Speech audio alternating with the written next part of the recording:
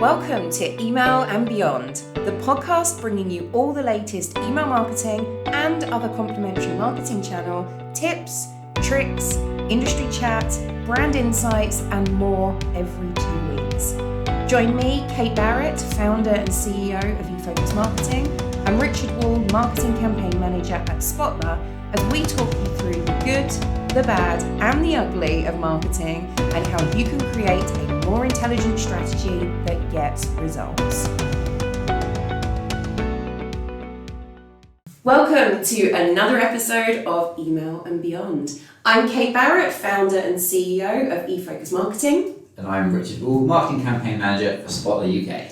Thank you for joining us again. And today we're getting a focus in on B2B. So I'm going to be asking Rich the questions today.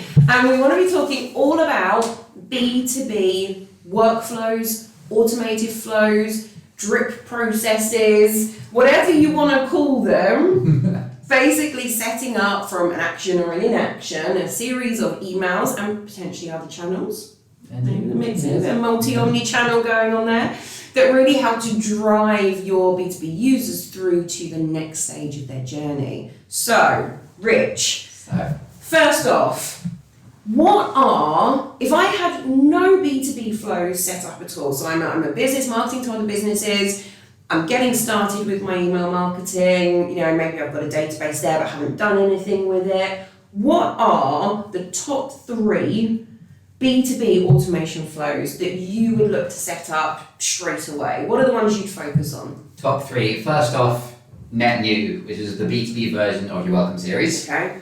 Second, asset downloads, which is, I suppose, post-purchase if you're looking from a B2C angle. And then abandoned form is the other one, which is, as you said, it's following on from an inaction rather than action. So it's a bit of an outlier, but it's responding to, again, it's still responding to behaviour, but responding to what they've not done rather than what they have done. So they haven't completed that they form. need just a little nudge to get someone over the top to then start gathering the kind of data that you need to then do all the other stuff to follow on from those. So where should we start? Let's start at the beginning of the B2B journey then. So net new. So you said it's like a welcome series that we would have in B2C. What's the difference? Oh, excuse me. Okay. So excited! This is such a good topic. Look how passionate we're about this. So what's the difference between a B2B net new nurture series and kind of a classic B2C welcome series? I think a B2C welcome series, you know a bit more about them because we've talked about this. But GDPR has a little bit of a B2B carve out. So for B2C, you have to have people consent to send emails. So your classic B2C open to a welcome email is you get the pop-up say, welcome to our site, get 10% off your first order if you give us your email address. And then they say, oh, yes, I'm happy to receive communication in order to get this 10%. Then they can start doing the B2C nurture side that we've talked about. B2B, you don't have to have their consent for their first email. There's a bit of nuance to it, so go and make sure you understand it. But the basic thing you need to know is if you can prove, or with a reasonable level of certainty, that it's a B2B email address, you're allowed to send them that first email without confirmed opt-in, confirmed consent, however you want to talk about it. And the reason I pick this out is because if I was to set up a business selling, pool cues, for example, I could use richardspoolcues@gmail.com as a business address, and you'd be allowed, as a B2B business, you would be allowed to send me emails to that address. You can't send to richard.wall@gmail.com because that's my personal account. They're both Gmails, so the onus is on the sender to prove that it's an address used for business email, and that's where things like personas and activity, like you have to have a basis to say, you can't say, oh, everyone uses Gmail for business, that's fine. You have to say, no, we are reasonably certain this is this is a business that we're contacting, even though it's a Gmail address. Is that under legitimate interest for Yes. GDPR? So what I suggest everyone does is go and have a look on the ICO website. They've got great resources about what comes under legitimate interest. I believe there's like a checklist or a quiz that you can go through to see and determine I think it's 6 bases for consent, and confirmed opt-in is the one that everyone knows, but this carve out for B2B does exist. But so the point I'm getting back to is the difference is that a B2B welcome series has to be more speculative, because they haven't said, I definitely want to hear from you.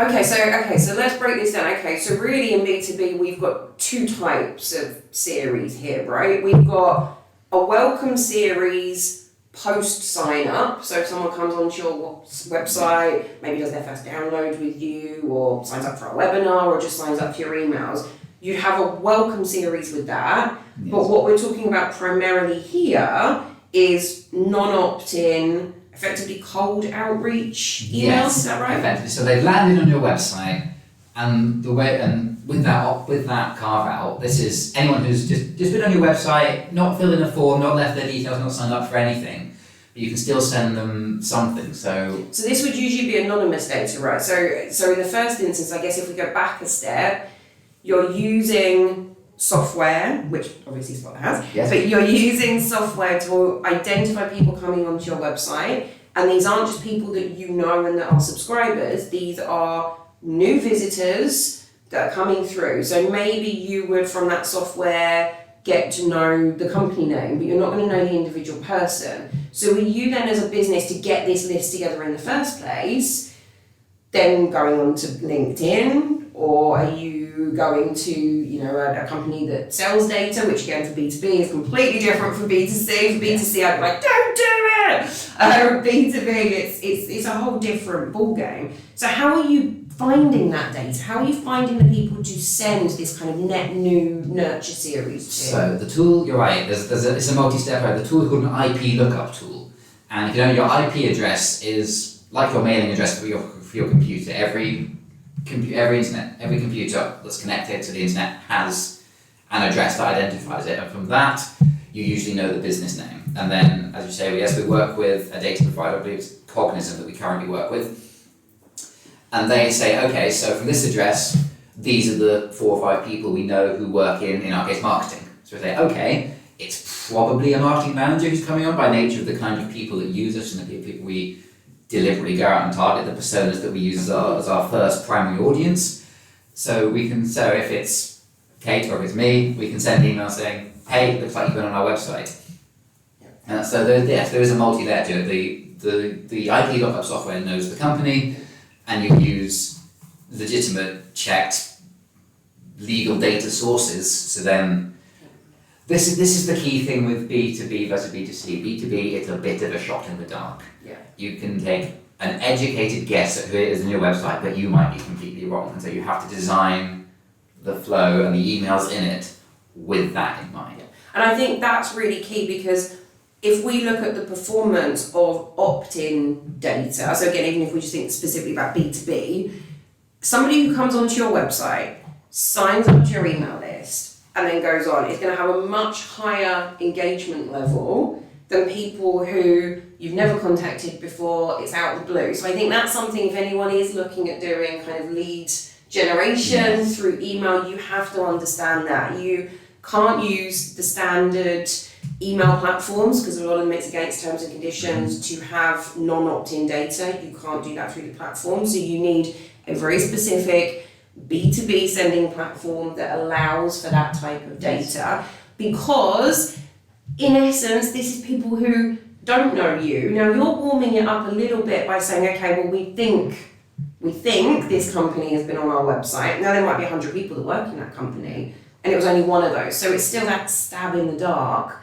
like you say. So from that type of messaging, you're going to get much, much lower engagement rates from those types of campaigns. I mean, Rich, what would you say is kind of a difference if you think about B2B companies that you've worked with previously?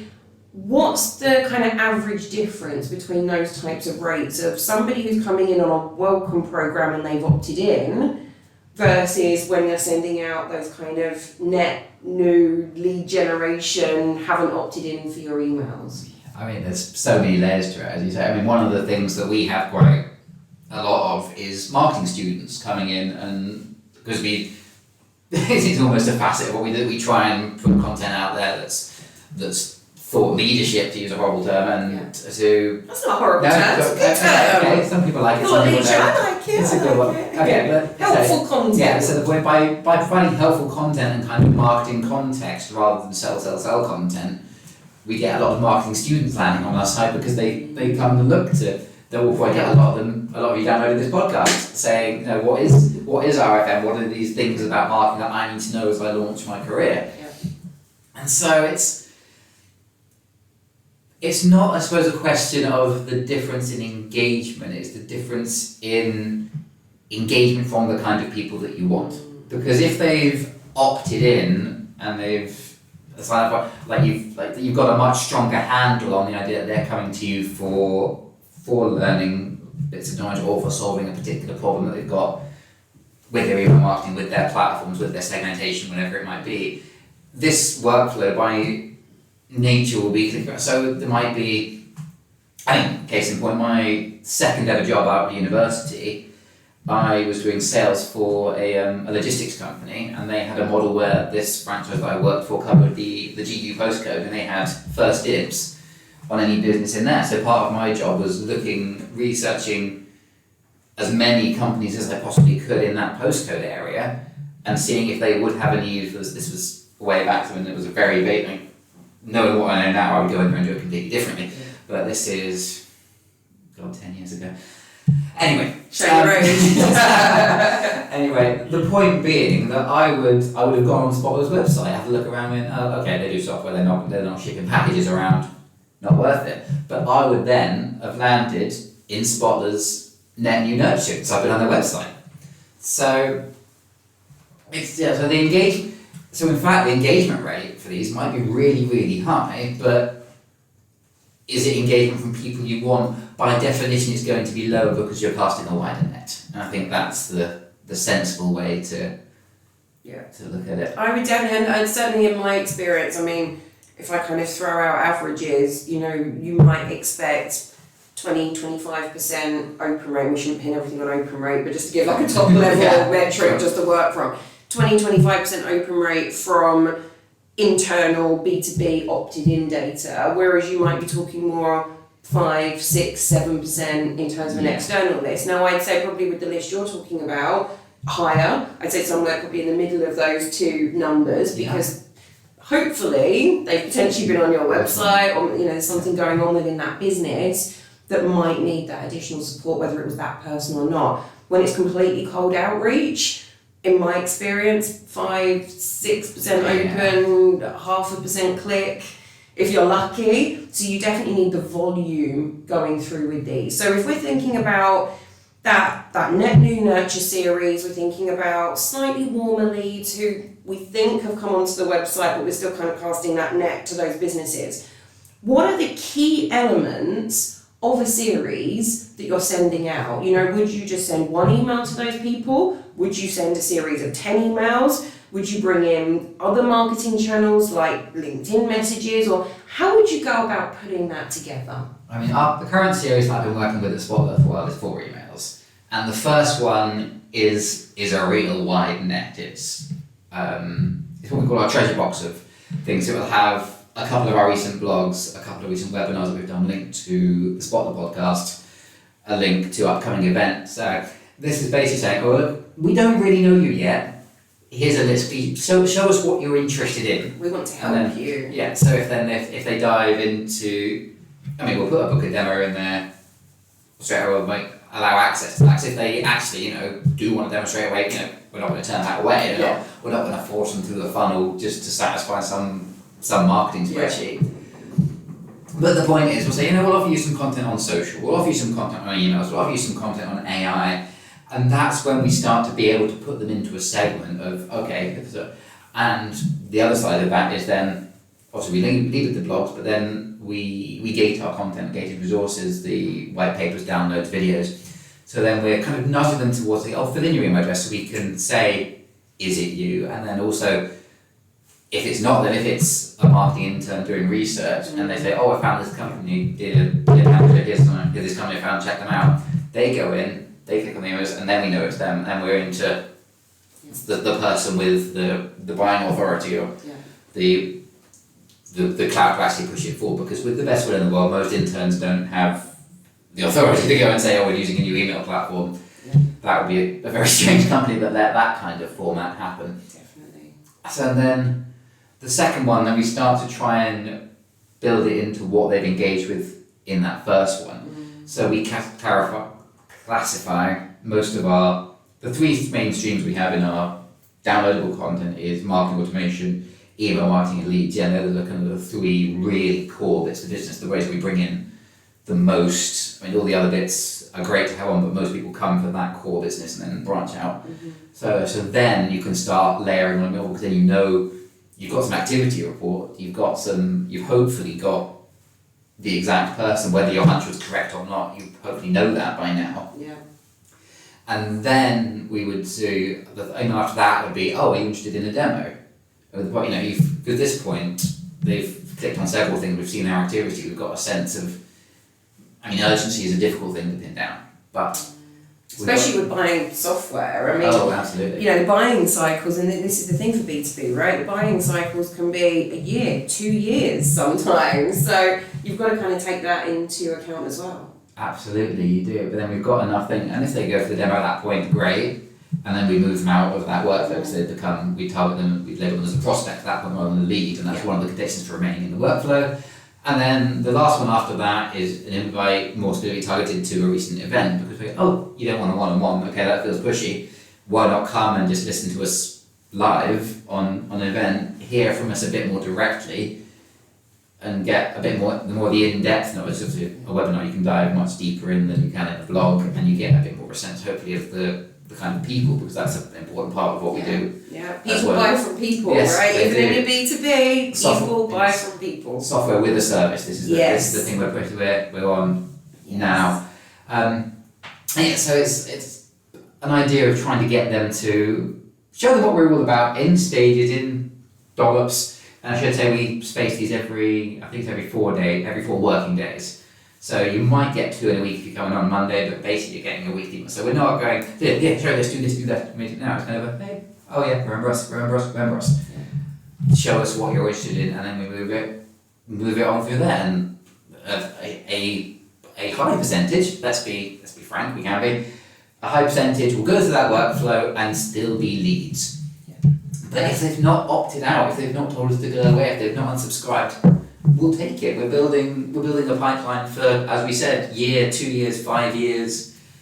It's that thought leadership, that authority, showing that your B2B brand knows what they're talking about. You're there to help them, you're there to support them. If they're ready for a demo, brilliant. If they're not, here's some great content that's going to help them in their career, in their life, whatever, whatever it is that you're doing, which is so important for B2B, and it's one of the key switches between B2B and B2C, right? B2B is got to be 80-90% thought leadership, authority, helpful, educational, valuable content, whereas for B2C, it's going to be switched around. 80-90% should be, these are our products, come and explore our categories, here's what we've got on offer now, because that's what people have signed up to in that case. With B2B, it is that much more perspective, and I know we've got a great blog on the eFocus marketing website, which we'll link to with this podcast, where you talk through that net new nurture series, gave some examples of it, so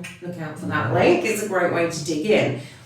I think that's brilliant, and I think it shows a different side of B2B than what we've explored in our podcasts and blogs previously with B2C. They are completely different, and this is something that you can do in B2B, probably need to be doing in B2B. And do you link it with any other marketing channels to get more of that kind of multi-channel or omni-channel approach in terms of the net new and reaching out? So this is acquisition stage as well, right? Getting those leads in and trying to get them through. So do you use any other channels with that flow, or is it just email that you focus on there? This flow focuses purely on email because it's a very specific thing to do. I mean, one of the biggest things, one of the obvious things we have to do is look at where people stumbled on our website from. So that's kind of a step backwards, forwards, out, or however you, so that we then bring that channel in, because that's, although the more I find things like LinkedIn work, for me, they're better as part of the sales process. That if we can the say, next stage on, do you mean? So if we're talking about the lead process now, would you say that the sales process and bringing in those channels is next stage when they've done this series, when they've taken an action or engagement? Where do you think that kind of switches from leads to sales process? I think this, what you want to be careful with, especially casting the wide net, is you don't want to be a little bit, everyone's got a story of saying, oh, I talked about toothbrush, then I'm seeing Facebook ads for them, and I didn't even search on my phone, I just talked about it with my mum and my friend and my dog. Do you know that we're going to get toothbrush ads now on our phones, right? Now you've said that, you've dumped us in here, we're going to get toothbrush ads now.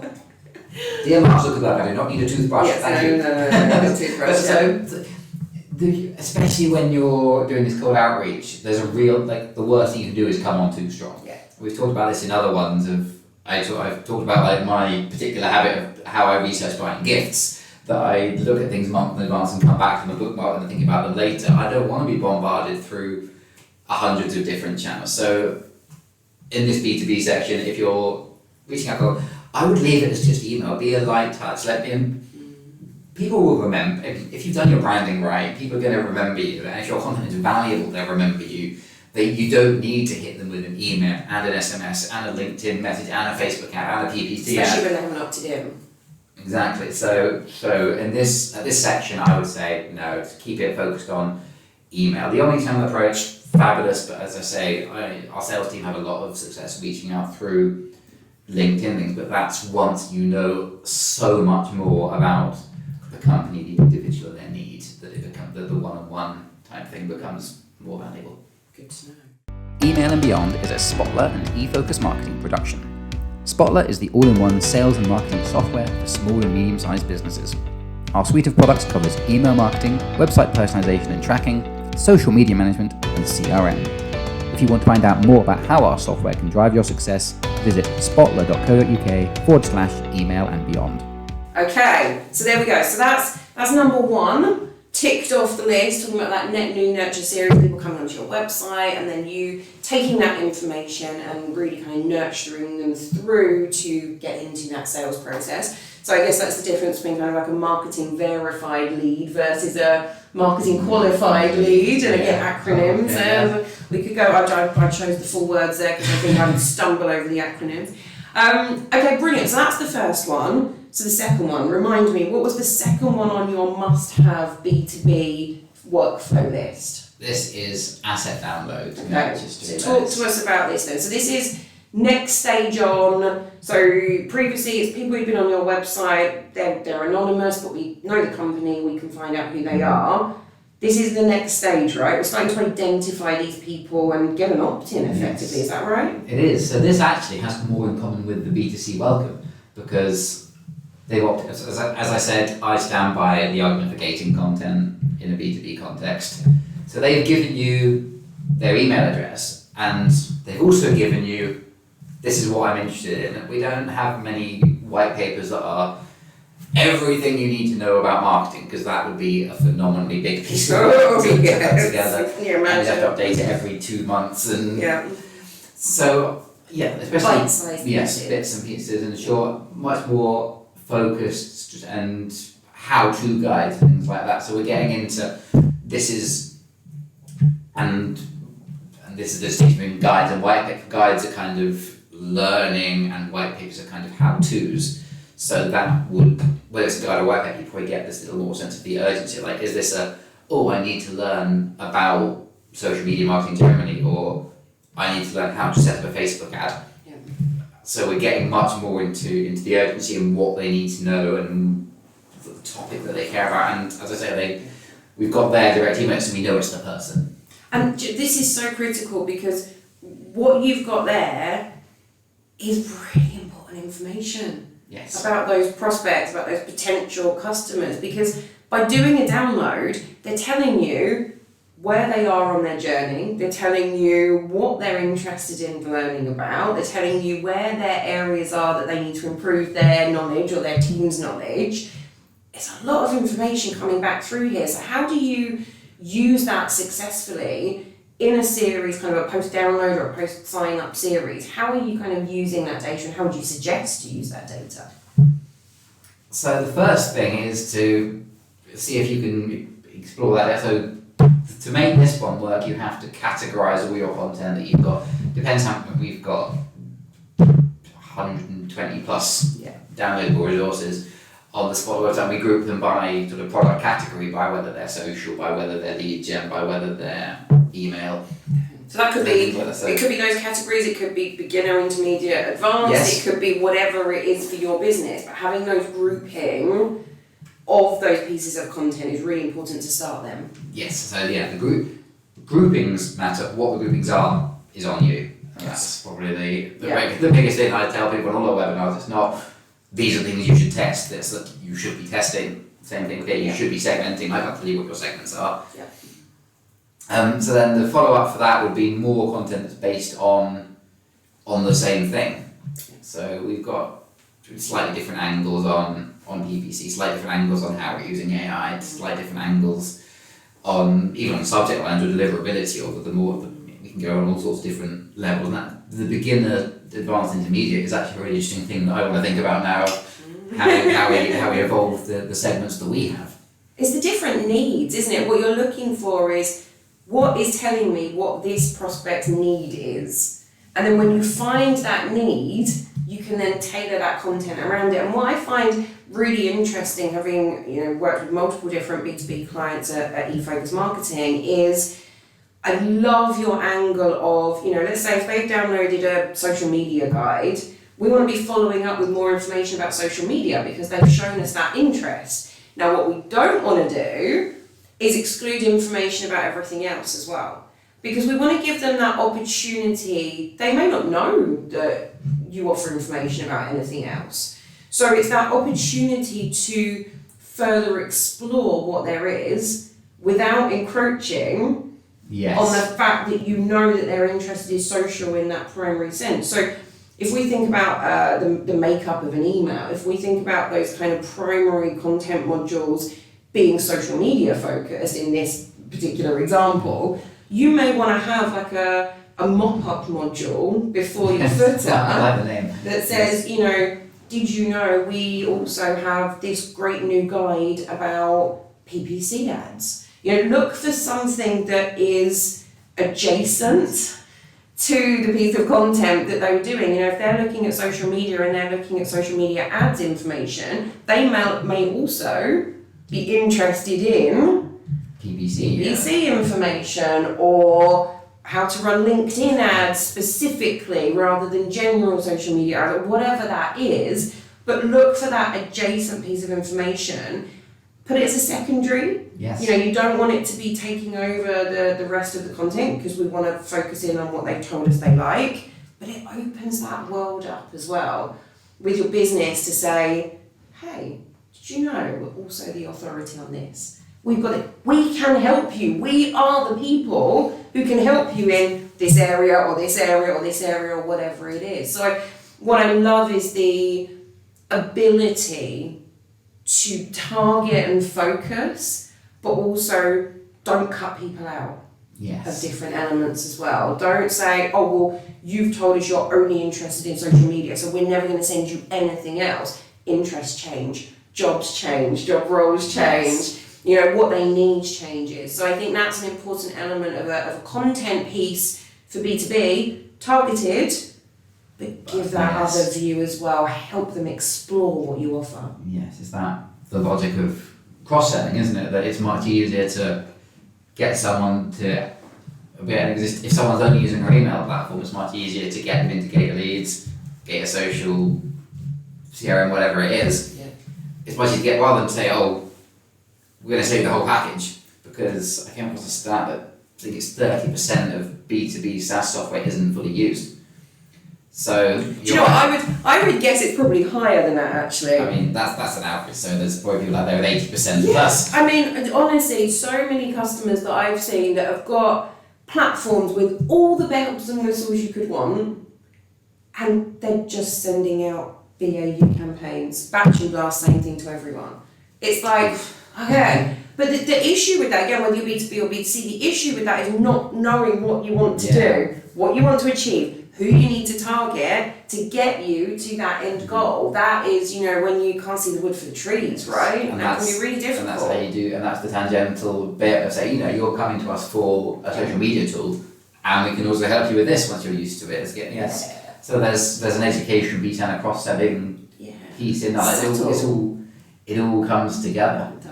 It does. Okay, right. So that's our second one then. So post download or post sign up to a webinar. We're going to follow up with relevant information, give them what they need to take them through and build that relationship. And I think that's where lead scoring really comes into play from a B2B point of view, where you are attributing a different score value to different actions that somebody's taking on your website. And that's how you then start to link in those series to get to your customer service, your sales teams, and it really links together. But okay, so that's brilliant. So we've got 2 stages of the journey there that are now being covered by some great campaigns.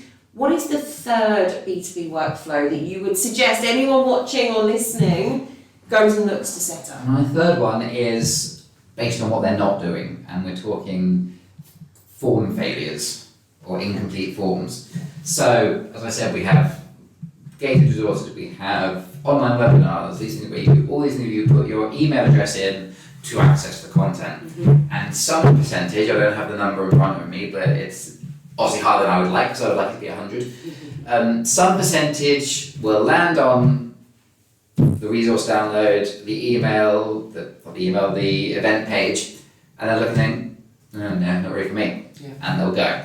Or the demo page or a contact page or something like that. And I think particularly when they're getting to that demo stage, that's a hot lead for a B2B company. You don't want to be losing these people. This is the point at which they're almost at that conversion stage. They're so close, you can smell it. They're so close. We've just got to bring them through that last stage. So maybe they've started filling in one of those forms and they've stopped filling it in. Is that right? I mean, for us, we do a single field. We literally just do email address for and then actually for our event, you'd say name and email address. So we don't get many that start filling the form and don't complete. But if they start filling the form, we tend to get them because we keep it simple like that. That's the last barrier that you have to cross. So you make that one as easy as you possibly can. And as we've said with the IP lookups and their new things, them being on the website is enough for you to do the things. You don't need to gather all this information in a big long form. So more common is land on the page and they go, oh, no, I'm not at that stage quite yet. And that, I mean, my gut reaction is firstly, it's fine, like we got you on the page, and I think it's 5% of B2B audiences or B2B people are in a buying mood. Sounds about right. At any one time. Because it's such a big long buying cycle a lot of the time. So the fact that they're going onto your demo page, the fact that they're far enough to be thinking about a demo is still a good data point for you. This isn't you need to go full charm offensive. You just need a little something. And so the way we set up lead scoring, landing on the demo page would be enough to give them a hot lead, and that's when we'd start handing on to sales and starting that personalised approach. Because there is only so far the automation can take you. At some point you have to have the one-to-one conversation. In B2B, absolutely, it's critical to get in front of somebody and have that conversation. And I mean, maybe I just spend too much time writing automated emails, but I am convinced you can tell that an email is automated or is from a person. You can work as hard as you like on getting the styling and the formatting and the language and the personalisation right, but I think we get so many emails that we know. It's still not a conversation, is it? It's still I'm not on the phone to you, I'm not in person with you. Even that, but even text, I think even a one-to-one email is different. And there's an email sense that people have, and I don't think that's a problem. I think people don't dislike automated emails. They dislike automated emails that don't deliver what they want and what they need. And so that, I'm going to interrupt you there because that is so critical for anything in B2B that you're doing. if the email isn't expected, if they don't want it and it's not valuable and relevant to them, you've lost them. Yeah, gone. You've got to tick those 3 boxes. So whenever you're sending out those messages, you've got to be keeping those 3 things in mind. Yes, and I mean, we talked about pizza in the RFM episode, and I like talking about it in a B2B context with this 5%. The automated emails are like Domino's menus, and I stole this analogy from my guy, Anthony Steers, who's a really good sales trainer. The one person who actually made me like sales for a little bit before I discovered marketing, and we'll come back to that another time. But the point is that these emails, they're like, the way you tell the story is, has this ever happened to you? You're sitting at home, knock on the door. I'm not going to do it because that would mess up the microphone, but knock, knock, knock. Hi, I'm from Domino's, would you like this pizza? Never happened to you, has it? Never gonna happen. Free pizza, that'd be nice. Well, exactly, I'm assuming they're going to sell it to you rather than give it to you. But the point being, they probably have a 5% success rate, because there's a very narrow window where you're hungry but you've not started cooking or started eating, and you're in, and pizza is what you're in the mood for. So by pulling these people into, you're getting them in, you're showing them content, you're going, oh, I know you're not hungry now, but when you want pizza, come to us. So the value, giving them value isn't a one-sided, it's not a, this is the right time to call them for sales. That having them if you can get them onto your demo page, you've delivered them enough value, and you should enjoy that and be happy with it. And yes, they may start putting them into these more one-to-one email fields, so you can address what is it? It might, because it might literally be they were about to, then they forgot they had a meeting and had to jump onto a call. Like, it might not be that they're not ready to buy, but they might be, but life has a habit of getting in the way. Yeah. But I think linking it into that lead scoring, linking it into the sales team is fantastic. And then I guess with automations, actually what it means is we've almost split our abandoned form message that we first started with into 2, right? So you've got came on, and we'll use the demo page as an example, came on the demo page, didn't start filling it in and bounced off. So effectively that's more like an abandoned browse, I guess. You're taking that information, using that as a trigger. And then you've got somebody starts to fill in the form. So in the first step, and this is obviously where you need to think about the layout of your forms and the construction of them, but you've got to get email in the first step, otherwise you're not going to be able to follow up from it. But let's say if your demo form has 2 pages to it, you get email on the first page, they go through to the second page, then they drop off and don't complete the rest of it. Or you've got a slightly longer form, some B2B companies have those slightly longer kind of forms that you've got to fill in certain information before you can get to a demo or get to whatever it is. So we've got to be thinking about those 2 elements, because again, you've got very different behaviours there, right? So you've got came on the page, not quite ready for it yet, came on the page, started filling out the form, which gives you a much more strong indicator they are ready, but didn't complete it. Do they need help with the form? Was there information that they couldn't find it was asking for, that they weren't sure how to fill it in, whatever it might be? It's giving that support, and I think understanding the difference between those 2 is firstly critical. I think having automated campaigns to target each of those 2 is critical, but then like you said, it's having that B2B sales process, one-to-one follow-up, that actually you might just be able to answer their question really quickly and help them, or get them through to that next stage, and we've got to get them to that conversion, so that's what we want to do. I mean, in terms of content in either of those scenarios, what type of content would you recommend in an automated workflow? So if they're coming onto the page and then bouncing off again, if they're coming on, starting to fill out the form and then not completing it, what type of content do you think you could kind of bring in to engage them, to get their attention back, to bring them back in and start that process or complete that process? So I think for the first scenario, they've landed on the page and not, first, what's their journey to that page? Have they clicked on book a demo of Spotler of a PPC ad and landed on it and they're not ready at all? Because that's, I haven't got the figure, but that happens. Yes. Because if you're trying to drive a demo in a short-term campaign, then you will capture some that aren't ready. Or have they been around a lot? Have they been reading your blogs for months? Have they done This is where lead scoring comes Yes, in again, exactly. right? You need to layer on Yeah. what's behind that behaviour, what's led to that behaviour, how quickly have they got through to those different things, and that's why I like personal outreach for the ones that have racked up a big lead score over a medium time. Yeah. Then if I like, it's still worth that a one-to-one, because that is probably a forgot the meeting, or forgot to charge their laptop, or got on a train before they filled out the form. Yeah. I can see you're saying all that from experience, where you've done those things. I've done so many things where I've gone onto my phone half an hour or an hour later and gone, oh, I was in the middle of that, wasn't I? Yeah. Oh, I do it all the time. I'm like, what was I doing? What was I supposed to be looking at here? And I've got distracted by Facebook or something.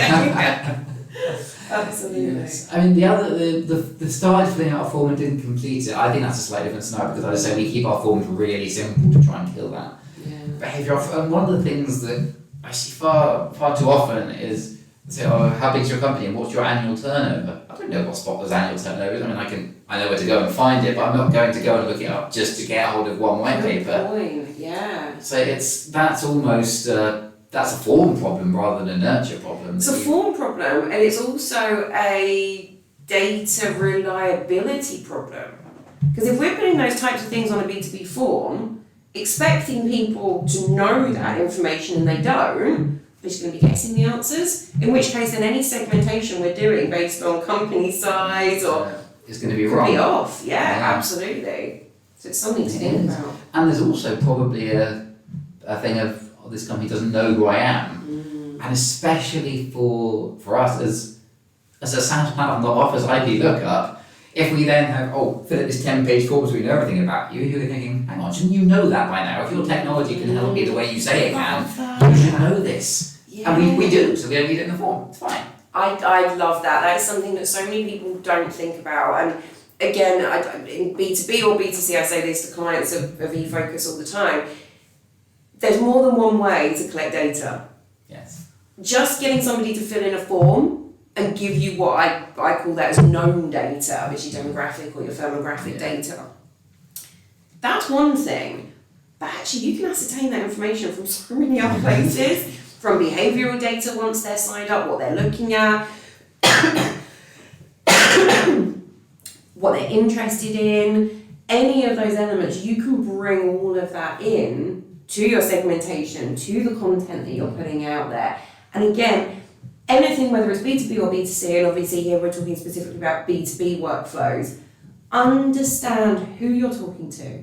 Understand what it is that you want to be driving them through to, what's that next action, that next stage of the life cycle, and then provide the content that's relevant and interesting and valuable. Would you add anything to that to kind of wrap us up for today? No, but that's a perfect example. Actually, a thought that occurs to me on my own company size is, in Spotler's terms, company size completely irrelevant. It's marketing team size.